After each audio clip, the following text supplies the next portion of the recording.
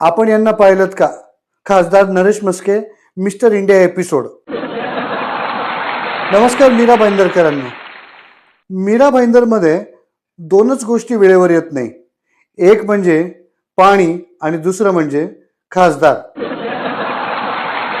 हो, आजचा विषय तसा खूप सेन्सिटिव्ह आहे, कारण की हा विषयच सापडत नाही. हो, खासदार नरेश म्हस्के इलेक्शनच्या आधी रोज दिसायचे.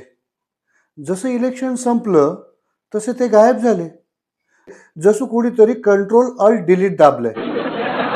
अहो, निवडणुकीच्या आधी नेता इतका दिसायचा, म्हणजे इतका ऍक्टिव्ह असायचा ना.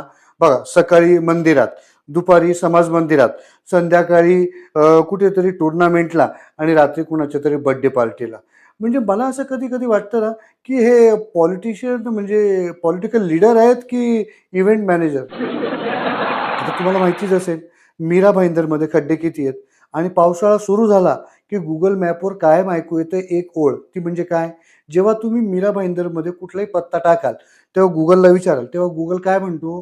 Road ahead unavailable, try swimming. तुम्ही त्या नेता लोकांचा फोटो बघितला का कधी? कायम हात जोडलेला असतो. हात का जोडलेला असतो? तो हात याच्याकरता जोडलेला असतो, कारण की त्यांना माहिती असतं पुढचे 5 वर्ष जनता आपल्याला शिव्या देणार आहेत, म्हणून ते आधीच स्वारी म्हणून मोकळे होतात. आता जनता पण स्मार्ट झाली आहे. पूर्वी म्हणायचे तो कोणत्या पक्षाचा आहे, पण आता ते म्हणतात आता हा दिसत नाही. आणि सगळ्यात महत्त्वाची गोष्ट म्हणजे हास्यास्पद गोष्ट अशी आहे, की या नेता लोकांचे जे भक्त असतात ना, म्हणजे सॉरी अंधभक्त जे असतात ना, ते त्यांना इतके फॉर असतात ना, ते नेत्याने काही नाही केलं तरी त्यांचं एकच वाक्य असतं, मग आमच्या नेत्यांचं विजन आहे. अहो, कसलं डोंबल्याचं विजन? विजन नाही, डिव्हिजन झाले, डिव्हिजन. एकीकडे नेता आणि एकीकडे जनता. हे विजन आहे, हे डिव्हिजन आहे. मीरा भाईंदर स्टेशनला तुम्ही गेलात का कधी? मीरा भाईंदरला स्टेशनला गेलात ना, तर ट्रेन कमी आणि गर्दीत जास्त मिळते.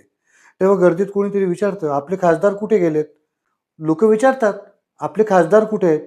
काही लोक सांगतात, खासदार दिल्लीत आहेत, खासदार ठाण्यात आहेत, खासदार मीटिंगमध्ये आहेत. मला वाटतं ते पोकोमॅन सारखे झाले आहेत, म्हणजे इनव्हिजिबल, गायब, दिसतच नाही, अदृश्य.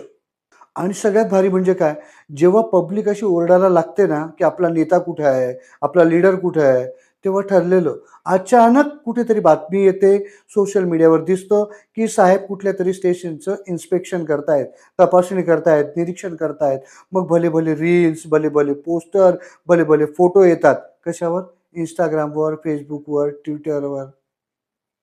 मला कळत नाही, हे पॉलिटिकल लीडर आहेत का इंस्टाग्राम इन्फ्लुएन्सर आहेत? या सगळ्यामध्ये नेत्यांचा एक ठरलेला डायलॉग असतो, मी तुमच्यासाठी दिल्लीत आवाज उचलला, मी तुमच्यासाठी दिल्लीत आवाज उठवला. अहो भाऊ, दिल्लीचं सोडा, आधी आमच्या गल्लीत तर या. मला वाटतं या एमपीसाठी ना अटेंडन्स ठेवला पाहिजे, म्हणजे जसं शाळेत ठेवतात ना तसा. नरेश म्हस्के प्रेझेंट, सगळं मीरा भाईंदर ओरडेल, ॲब्सेंट सर. आणि अचानक इलेक्शन आलं की भले मोठे बॅनर, भले मोठे बोर्ड, जाहिरातीचे फलक यांचे चमकायला लागतात. मग पुन्हा सुरू होतात तीच आश्वासनं, तीच फॉल्स कमिटमेंट, कार्यकर्त्यांच्या भेटी, पार्ट्या आणि सगळं काही पुन्हा एकदा. आणि आपणही मूर्खासारखे त्यांच्या आमिषांना बळी पडतो आणि मतदान करतो आणि फसतो. मग तुम्ही फसले आहात का?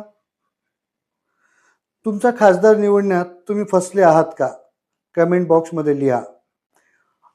वेट, एक महत्त्वाचा निरोप. हां, एक निरोप त्यांच्यापर्यंत पोहोचवा.